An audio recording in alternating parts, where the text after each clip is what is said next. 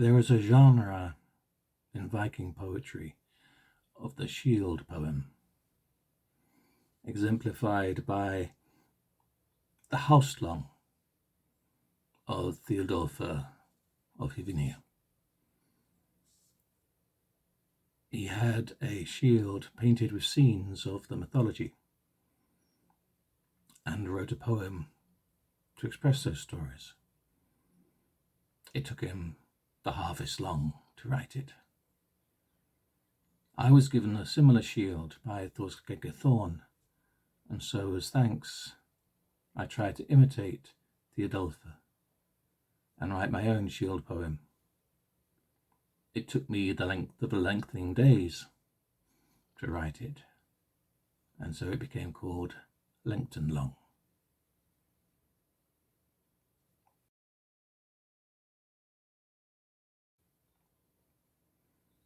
In Hordaland, the harvest long, as hay was gathered in the wain, Theodulfa hooned his thanks to Thorleifr. He raised that lord a bridge of words. Bragi, bright Valhalla's skald, bestow your mead on Math, to make his verse no worse. For has Thorskegethorn, like Thorleif, a battle board given as gift, a shield with gold and stories told of deed-famous Disir and daring wayfarers.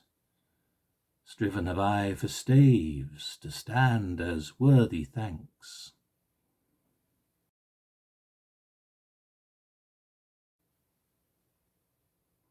Early comes the harvest home to the hall of Thor, falling sheafs of shimmering strands, shears in the hands of Fenrir's father, Snick and Snack, as the Snotra of Bilskirnir gloats.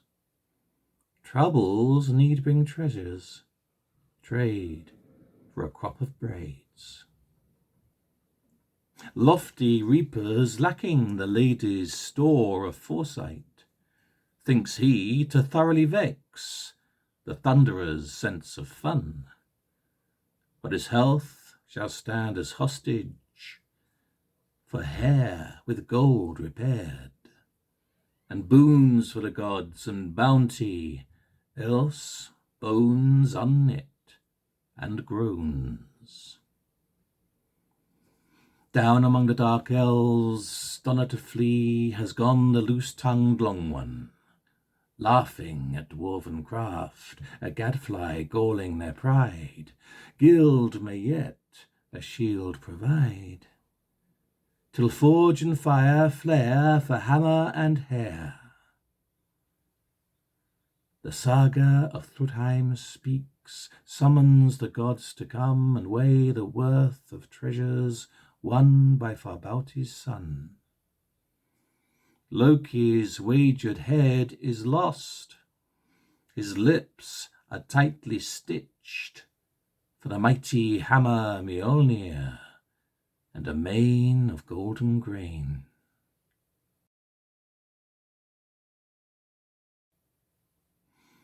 See I too a goddess gain, glad in necklace reckless ploy to pledge her troth, plights her body one night to each of 4 earthworms.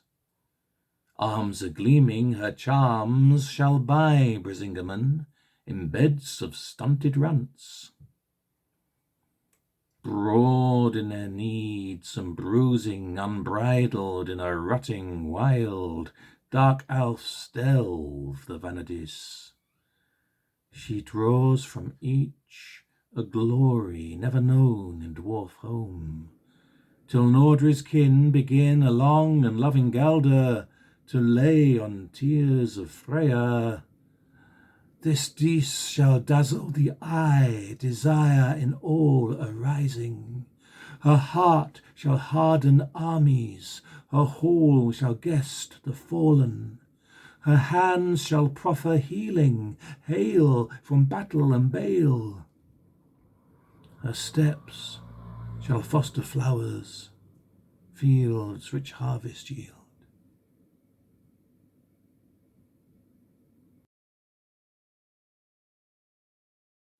Out upon the ocean's rim, Earth's son is also one to walk this wheel of Hild. In western seas he tests his fishing line, his feet firm braced against a worm, his hook baited with bull, the boast given his host, Ymir, hard rock dweller, to hurt the world girdler. Churns the bloody channel, the child of Loki, wildly seeking the seaway's depths, sore in tooth and maw, the hard-biting hook and line is hauled by Swanroad's trawler. Timbers of the boat are burst, breached by thunder's feet. Hymir's heart is in his pants, hews the rope in two. World worm flounders in the flood, flies Mjolnir 'tween the eyes of sore-headed serpent, splits that thought house to bits. Ymir is food for fishes, falling to Aegir's hall at Atli's urging. Now the heirs of Heimdall fare o'er leagues with lifting steeds to lands beyond Jormungand, have e'en moored in the meres of Mundulfari's son.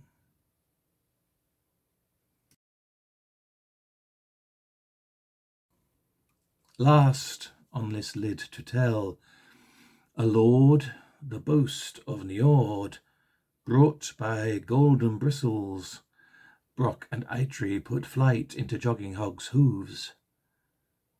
Heartsore Ingi Frey sings a mournful gauder to guide the ghosts of a giant's spite. With Dane's wand as weapon, Wain God has the Jotun slain. His flesh now feeds the earth of farmers he worked to harm.